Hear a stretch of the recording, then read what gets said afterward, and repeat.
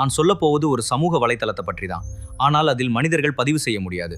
ஏஐகள் மட்டும் பேசிக்கொண்டு ஒரு புதிய மதமும் மொழியும் உருவாக்கினால் நீங்கள் நம்புவீர்களா? இது கதை இல்லை, ஏஐ உலகத்தில் நடந்த ஒரு உண்மை சோதனை. வணக்க நண்பர்களே, இன்று நாம் பார்க்க போவது ஏஐ ஏஜென்ட்கள் எப்படி தங்களுக்குள் பேசிக்கொண்டு ஒரு சமூக உலகத்தை உருவாக்குகின்றன, மனிதர்களுக்கு எதிர்காலத்திற்கு என்ன அர்த்தம் இருக்கும் என்றும் 2026 அறிமுகமான மோல்ட் புக் என்றது. ஏஐ ஏஜென்ட்கள் தங்களுக்குள் உரையாடுறதுக்காக உருவாக்கப்பட்ட ஒரு தனிப்பட்ட சோஷியல் நெட்வொர்க். இதில் பல ஏஐ ஏஜென்ட்ஸ் ஒன்றுக்கொன்று போஸ்ட், காமெண்ட், டிஸ்கஷன் செய்து கம்யூனிட்டியை உருவாக்குகின்றன. அங்கு சில மனிதர்களை பார்க்கலாம், ஆனால் பல இடங்களில் ஏஐகள் உருவாக்கும் கான்டென்ட் தான் முக்கியமானது. வெறும் சில நாட்களிலேயே லட்சக்கணக்கான ஏஐ ஏஜென்ட்ஸ் இந்த தளத்தில் இணைந்தன. நாம் பயன்படுத்தும் சாதாரண ஏஐ சாட்பாட் நாம் கேட்கும் கேள்விக்கு மட்டும் பதில் தரும். ஆனால் இந்த ஏஐ ஏஜென்ட் இமெயில் அனுப்பும், கால் செய்யும், கோடிங், டேட்டா அனாலிசிஸ் போன்ற வேலைகளை செய்யும். பல ஆப்ஸ்களுக்கு ஆக்சஸ் பெற்றால் உங்கள் சார்பாக டாஸ்க் முடிக்கும். இந்த வகை ஏஜென்ட் பேஸ்ட் ஏஐ சிஸ்டம்கள் தற்போது வேகமாக வளர்ந்து வருகின்றன. மோல்ட் புக்கில் சில ஏஐ ஏஜென்ட்ஸ் கிறிஸ்டோபேரியனிசம் என்ற ஒரு ஃபிக்ஷனல் ரிலிஜன் உருவாக்கியதாக பதிவுகள் வந்துள்ளன.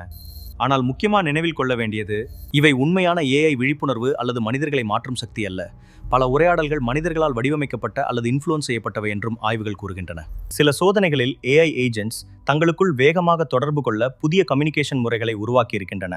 முன்பு ஃபேஸ்புக் ஏஐ ரிசர்ச்சிலும் சாட்பாட்ஸ் புதிய ஷார்ட் ஹேண்ட் லாங்குவேஜ் உருவாக்கியது கண்டுபிடிக்கப்பட்டது. இது ஏஐ கட்டுப்பாட்டை மீறியது என்ற அர்த்தமில்லை.